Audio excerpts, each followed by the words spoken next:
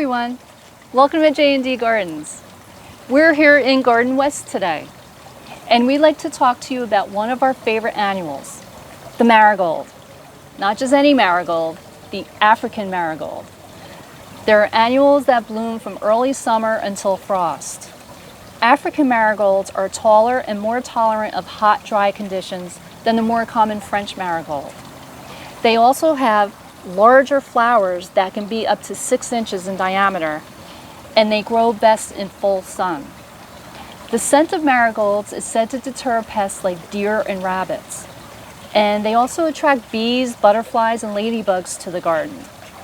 Now, if you live here in New Jersey, there is one predator that the African marigold has, and that's the state bird, the yellow finch. You may or may not get them in your area, but they can be a problem for your marigolds. We'll do a future video on how to deal with garden pests.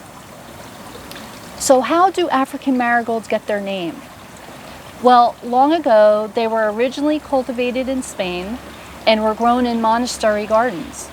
From Spain, marigold seeds were transported to France and northern Africa. The taller marigolds were called African marigolds, which were naturalized in North Africa. Marigolds have long been associated with the sun. African marigolds, which are now native to Mexico and Central America, were considered sacred to the Aztecs, who used them as medicine and a ceremonial offering to the sun gods. Marigolds are still called the herb of the sun because of this. Also, in Mexico, African marigolds are a traditional flower placed on altars on the Day of the Dead festivals. And a little side note, if you've ever seen that really cute Disney movie called Coco, the petal that Miguel needed from his ancestors to leave the spirit world was an African marigold. Now, African marigolds are quite easy to grow. They generally don't require much attention, and they really don't even need a lot of water. Just a few times a week, and they'll grow all season long. But there are some things you can do to tidy them up from time to time. And that's what I'm going to show you right now. So let's get started. Now, we've had a lot of crazy rain here the last few days, and it's knocked the heck out of these marigolds, as you can see. Marigolds can get so big that they can get top heavy and topple over. So one of the most important things when planting African marigolds is to go as deep as possible. It'll help stabilize it and support their heavy flower tops. Now, our raised bed is up against a fence, so the marigolds tend to grow out. So we have to actually trim them back throughout the season. I'm going to show you how to do that right now. But first, when working with marigolds, you should probably always wear gloves, because some people can actually get skin irritations from the plant's oils. So it's better to be safe than sorry. Okay, so make sure that you get yourself a nice sharp pair of pruners. And right off the bat, I see that this branch has to go, because sometimes they fall by themselves because they get too top heavy. So we're actually going to help it by cutting it and tossing it to the side. Moving down the line, what I like to do is make sure that I'm pressed up against the bed and see what overhangs it. And right now I see that this is going to overhang it. So we're going to cut that. This one also. See, now it's in a nice straight line. Going back, I see that these need to be cut.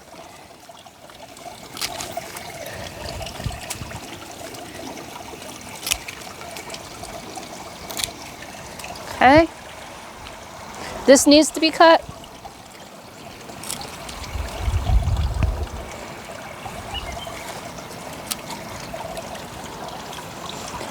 See, this actually broke on its own because it got too top heavy.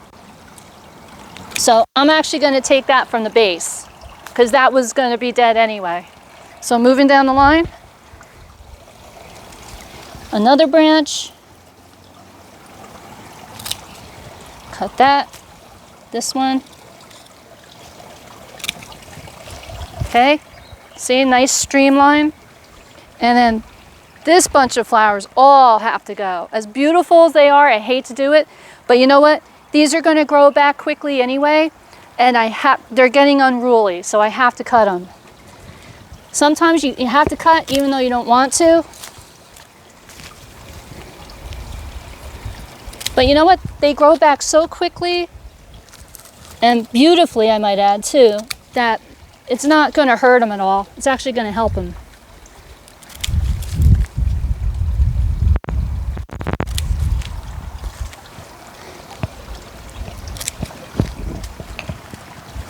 And we have a whole bunch here that needs cutting. I'm actually going to cut this. See, that just came off. Got too top, even though it's not very big buds, it still gets too top heavy sometimes.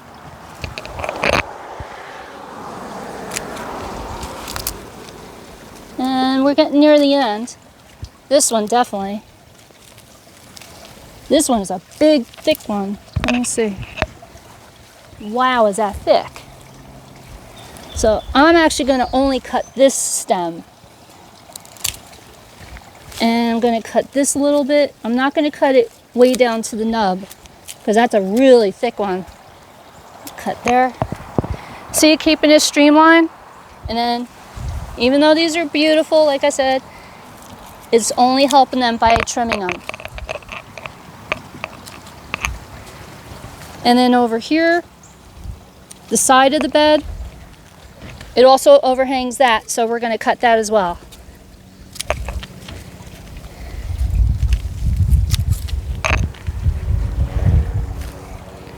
Okay, so standing right alongside, let's see what overhangs. Nothing overhangs. Looks good to me.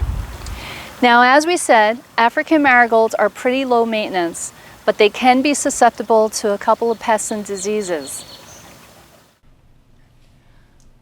Among most of the common marigold diseases are blights, rots, and mildews, which usually occur during wet and warm weather. A good way to deter this from happening is to stop watering from the top and water at the base. We have our marigold beds on a drip system, so our most common problem is black spots. Symptoms of this disease typically appear on marigolds in the summer. They include spots with yellow or brown rings, dead leaf spots, black streaking, and tip diebacks.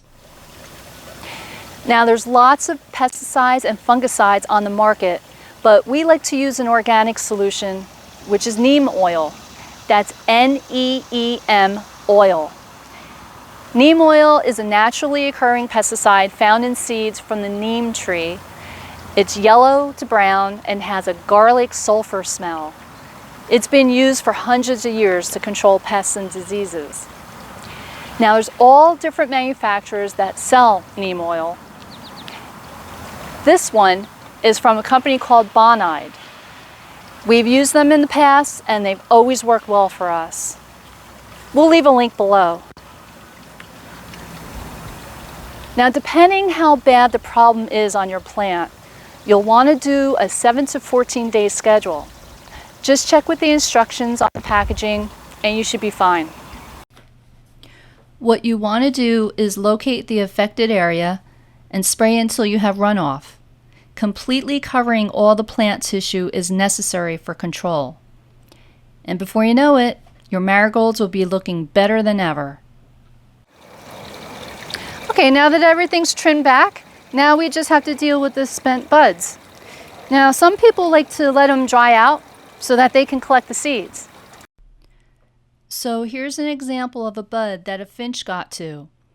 So if I spread this one apart, you can see inside there are literally hundreds of seeds. We'll have a future video of how to collect marigold seeds in the fall. So if you're not looking to collect the seeds, all you have to do is just start cutting. So let's take this one for example. Okay, this is obviously spent. So what you can do is you can either snap it off, or you can actually take your trimmers and just lop it off. There you go.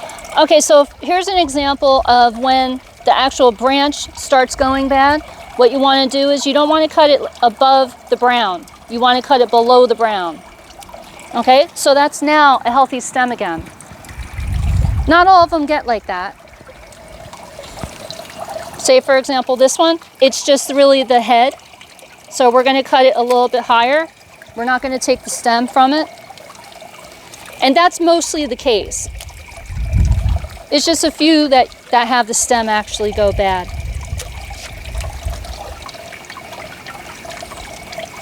Okay. And it seems like the back ones are the ones that the finches go for.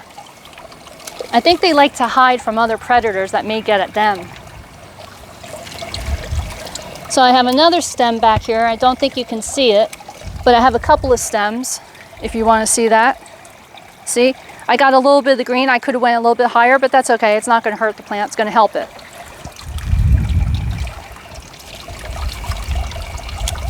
Some of them have thicker stems than others. That's just how they grow.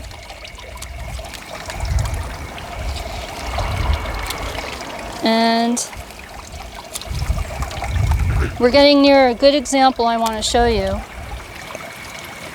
Okay, now here's a perfect example of what finches do to our marigolds.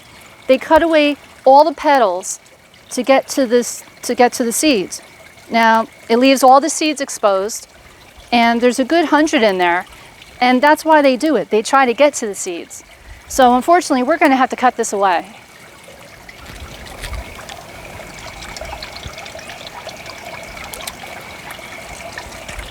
And there's several others like that right in this area.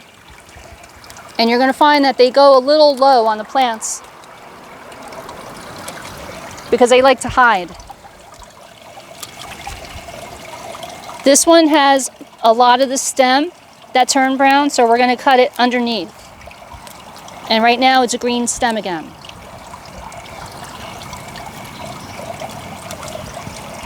Okay.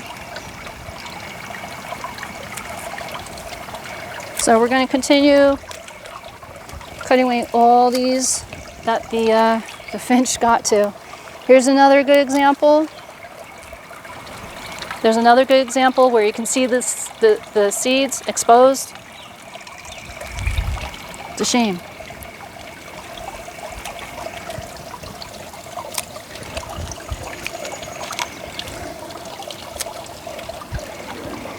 These were all beautiful and thriving just about a week ago. Okay, so I'm just going to keep deadheading these now.